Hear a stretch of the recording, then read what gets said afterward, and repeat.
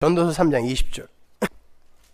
다 흙으로 말미암았으므로 다 흙으로 돌아가나니 다 한 곳으로 가거니와 인생의 혼은 위로 올라가고 짐승의 혼은 아래 곧 땅으로 내려가는 줄을 누가 알려.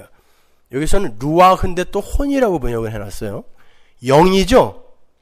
인간의 영은 위로 올라가고 짐승의 루아흐, 영은 아래로 내려간다. 이게 무슨 말이에요? 인간에게도 영이 있고 짐승에게도 영이 있단 말이에요. 여러분이 아시다시피 창세기 1장의 첫 창조 때에 짐승들에게는 생기, 루아흐가 불어넣어진 적이 없습니다. 그냥 네페시예요. 그걸 하늘 생명의 관점에서 봤을 때는 살아있지만 죽었다고 하는 거예요.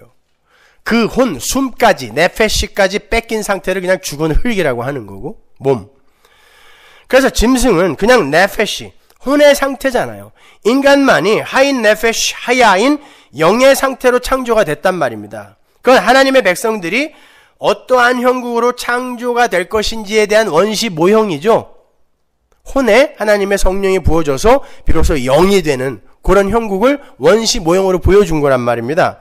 근데 왜 여기에서는 마치 짐승에게도 영이 있는 것처럼 기록되어 있는가?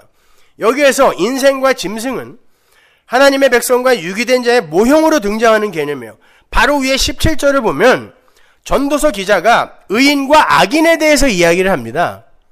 그리고는 바로 인생과 짐승의 이야기로 옮겨가고 있는 거예요. 그러니까 인생의 영은 하늘에 올라가고 짐승의 영은 아래로 내려간다는 말은 하나님의 백성들의 삶에 관여하신 성령은 그 백성들을 반드시 영의 상태로 하늘로 데리고 올라가실 것이며, 유기된 자들의 삶에 관여하시는 성령께서는 그들을 이끌고 땅으로 내려가셔서 영원히 죽은 흙의 자리로 돌려놓으신다, 지옥으로 보내버리신다라는 그런 것을 암시하는 말씀인 거예요. 지옥불은 무슨 불? 성령의 불. 그건 멸망이라고도 하고 지옥이라고도 하고 사망이라고도 불러요. 그것이 모두 성령의 장중에서 일어나는 것이기 때문에 인생의 영, 짐승의 영 등으로 표현을 하는 거예요. 그러나 그러한 모든 것을 이 역사 속에 갇혀있는 인생이 어찌 포착하고 이해를 할 수 있느냐, 이게 누가 알냐인 거예요. 예를 들어서 발람을 태우고 가던 당나귀가 말을 했을 때 당나귀에게 갑자기 어떤 능력이 생긴 게 아니라 하나님께서 당나귀에게 임하셔서 당신이 하실 말씀을 한 거죠. 그 상태를 영의 상태라 그래요. 제한적이잖아요.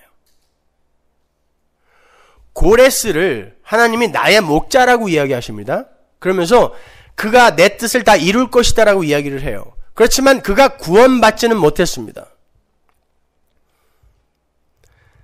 그렇게 고레스가 하나님에 의해 잠깐 쓰임을 받을 때 그 상태를 영의 상태라 그래요. 사울 마찬가지예요. 사울의 악령이 들어갔다가 하나님의 성령이 들어갔다가 막 그런 혼란스러운 모습이 성경에 나오죠. 그거예요. 성령이 임하게 되면 하나님의 뜻을 이루는 도구로 잠시 쓰이게 된단 말입니다. 그 상태가 영의 상태인 거예요. 십자가로 말미암아 성령께서 완전히 당신의 백성들에게 임하시기 전까지, 그게 언제죠? 오순절 성령 강림. 그 이후로는 성령이 들어왔다 나왔다 안 합니다. 그때 완전히 들어오는 거예요. 그때까지, 즉 구약 때까지는 모든 영의 상태가 그렇게 한시적일 수밖에 없는 거예요. 그건 구약 때 구원받은 하나님의 백성은 그렇게 엉터리로 구원받았다는 뜻이 아니라 십자가가 얼마나 대단한 것인가를 설명해 주기 위해 그 이후로는 성령이 안 떠난다라고 이야기하는 거예요. 이 세상 그 어떤 존재에게서도 성령이 떠나지 않습니다. 모든 건 성령의 장중에 있기 때문에. 그리고 성령이 들어갔다 나왔다 하는 것도 아니에요. 그러나 우리에게 뭔가를 설명해 주기 위해 그렇게 표현하는 것 뿐이란 말입니다.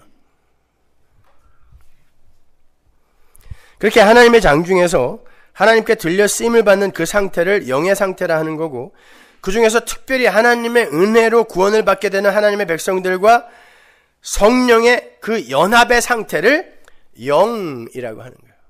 자, 이제 성경에 등장하는 영과 혼과 몸의 개념을 잘 구별하여 이해하실 수 있겠죠?